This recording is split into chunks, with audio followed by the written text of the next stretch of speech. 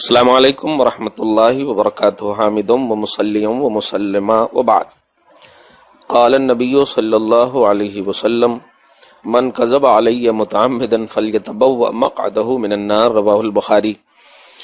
اللہ کے نبی صلی اللہ علیہ وسلم نے ارشاد فرمایا، جو میرے اوپر جان بوجھ کر کے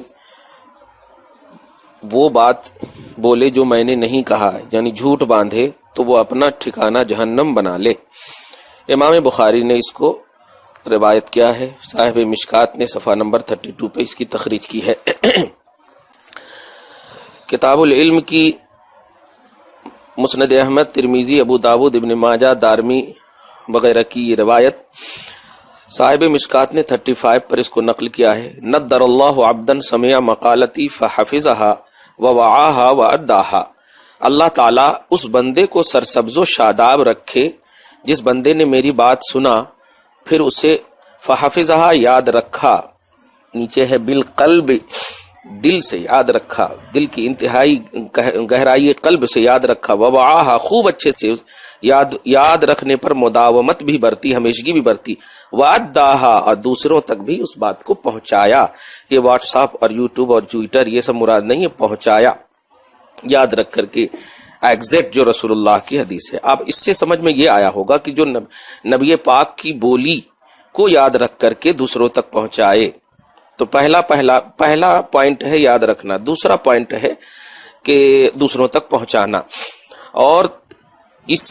میسج کا سب سے پہلا پوائنٹ میں نے کیا دیا، جو نبی نے نہیں کہا وہ بات یاد نہیں رکھنا ہے۔ اب دنیا کی کسی بھی حدیث کی کتاب میں مجھے تو یہ نہیں روایت ملی، اور ہے بھی نہیں، کہ رمضان کی خوشخبری جو دے گا اس پر جہنم حرام ہے۔ استغفر اللہ معاذ اللہ رب العالمین، مطلب جو نہیں دے گا اس پر مطلب جہنم حرام نہیں ہے۔ یہ ابھی تو جمعہ مبارک کے مسئلے سے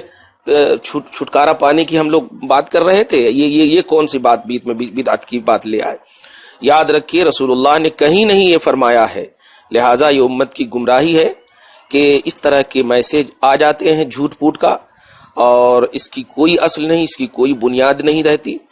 نہ ہاتھ رہتے نہ پاؤں رہتے۔ ڈرے رسول اللہ کی حدیث پاک جو بخاری میں ہے کہ جو نبی نے نہیں کہا وہ بات نبی کی طرف منسوب کرنا در حقیقت اپنے آپ کو جہنمی بنانا ہے۔ امام بخاری نے اس کو نقل کیا ہے۔ لہٰذا کوئی بھی شخص جمعہ کے رمضان کے مبارک بادی کے بارے میں تو بدعت کا فتویٰ ہم نہیں لگائیں گے، حرام کا فتویٰ نہیں، جمعہ رمضان مبارک ہو، آنے والا ہے، یہ سب کہا جا سکتا، لیکن رمضان میں ہے کہ فرسٹ